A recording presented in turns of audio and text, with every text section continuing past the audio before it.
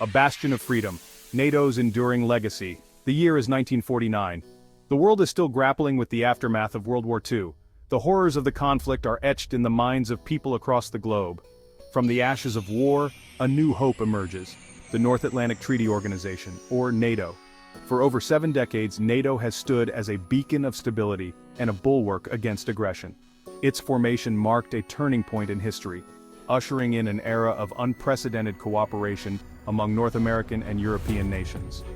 NATO's journey has been one of constant evolution, adapting to changing global landscapes and security threats.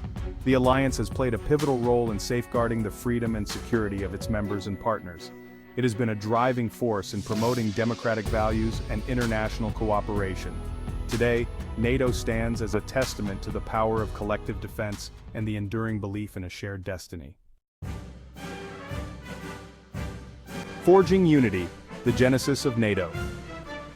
The signing of the North Atlantic Treaty in Washington, D.C. on April 4, 1949, marked the birth of NATO. This momentous event was the culmination of extensive diplomatic efforts and negotiations among Western nations who recognized the urgent need for a collective security arrangement in the face of emerging global threats. This landmark treaty brought together 12 nations: Belgium, Canada, Denmark, France, Iceland, Italy, Luxembourg, the Netherlands, Norway, Portugal, the United Kingdom, and the United States, each with its own unique history, culture, and strategic interests. Despite their differences, these countries were united by a shared commitment to mutual defense and the preservation of peace and stability in the North Atlantic region, united by a common goal to deter Soviet aggression and prevent the spread of communism. The geopolitical landscape of the time was dominated by the ideological struggle between the Western democracies and the Soviet Union, which sought to expand its influence and promote its communist ideology across the globe. The heart of the treaty lies in Article 5, which enshrines the principle of collective defense. This article is often regarded as the cornerstone of NATO, as it establishes a binding commitment among member states to come to each other's aid in the event of an armed attack. It states that an attack against one NATO member shall be considered an attack against all. This principle of collective security was designed to create a powerful deterrent against potential aggressors, ensuring that any hostile action would be met with a unified and formidable response. This principle of shared responsibility and mutual defense formed the bedrock of NATO's deterrence strategy. By pooling their military resources and coordinating their defense efforts, NATO members sought to create a robust and resilient alliance capable of withstanding any external threat. The formation of NATO was a direct response to the growing threat posed by the Soviet Union in the aftermath of World War II. The war had left much of Europe in ruins, and the Soviet Union's aggressive expansionist policies in Eastern Europe only added to the sense of urgency among Western nations. The Soviet Union's expansionist policies in Eastern Europe, coupled with its growing military might, raised alarm bells in Western capitals. The fear of communist domination and the potential for Soviet aggression drove the Western nations to seek a collective security arrangement that could effectively counterbalance the Soviet threat. The need for a united front against Soviet aggression became paramount. NATO provided a framework for military cooperation and coordination among its member states, enabling them to present a cohesive and united front in the face of potential threats. NATO provided a security umbrella, assuring its members that they would not stand alone in the face of a threat. This sense of collective security and mutual support was instrumental in maintaining peace and stability in the North Atlantic region during the turbulent years of the Cold War and beyond. Standing firm, NATO's resolute stand against Soviet expansionism. Throughout the Cold War, NATO served as a formidable deterrent against Soviet expansionism. The alliance was formed in 1949, in the aftermath of World War II, as a collective defense pact to counter the growing influence of the Soviet Union. The founding members, including the United States, Canada, and several Western European nations, recognized the need for a united front to prevent the spread of communism. The alliance's military might, coupled with its unwavering commitment to collective defense, helped maintain a balance of power in Europe. NATO's presence was a constant reminder to the Soviet Union that any aggressive move would be met with a unified and formidable response. This balance of power was crucial in preventing the outbreak of another large-scale conflict on the European continent. NATO's strategy during the Cold War was anchored in two key pillars: containment and deterrence. Containment was the effort to prevent the spread of communism beyond the borders of the Soviet Union and its satellite states. This strategy was not just military but also political and economic, involving support for countries resisting communist influence. Containment aimed to prevent the spread of communism beyond the borders of the Soviet Union and its satellite states. This involved a range of measures, from military alliances and economic aid to political support for non-communist governments. The Marshall Plan, for example, was a significant economic initiative that helped rebuild Western European economies and strengthen them against communist influence. Deterrence, on the other hand, sought to discourage Soviet aggression by making it clear that any attack on a NATO member would be met with swift and decisive retaliation. This principle was enshrined in Article 5 of the NATO Treaty, which states that an armed attack against one member is considered an attack against all members. This collective defense mechanism was a cornerstone of NATO's strategy. NATO's military posture during this period was characterized by a robust presence in Europe, with thousands of troops stationed across member states. These forces were not just a deterrent, but also a reassurance to member nations that they were not alone in facing the Soviet threat.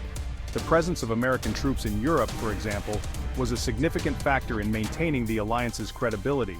Regular joint military exercises honed the alliance's ability to operate effectively as a unified force.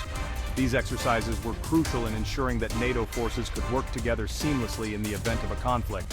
They also served as a powerful signal to the Soviet Union of NATO's readiness and capability.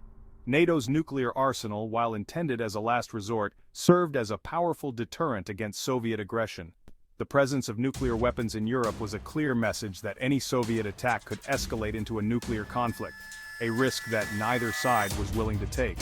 This nuclear deterrence was a key component of NATO's strategy. The collapse of the Soviet Union in 1991 marked a watershed moment for NATO. The dissolution of the Soviet Union and the end of the Cold War brought about significant changes in the global security landscape. NATO had to adapt to new challenges and redefine its role in a world no longer dominated by the East-West divide. The alliance's ability to evolve and address new threats has ensured its continued relevance in the post-Cold War era. A new era, NATO's transformation after the Cold War. The end of the Cold War brought about a period of significant transformation for NATO. The dissolution of the Soviet Union in 1991 marked the end of a bipolar world order, and NATO found itself at a crossroads. The alliance, originally formed to counter the Soviet threat, had to redefine its mission and objectives in a rapidly changing geopolitical landscape. With the Soviet threat diminished, the alliance had to redefine its purpose and adapt to a new security landscape. This involved extensive strategic planning and analysis to understand the new global threats and challenges.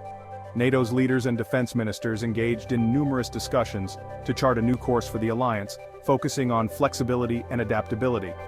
This period saw NATO shifting its focus from territorial defense to crisis management and peacekeeping operations.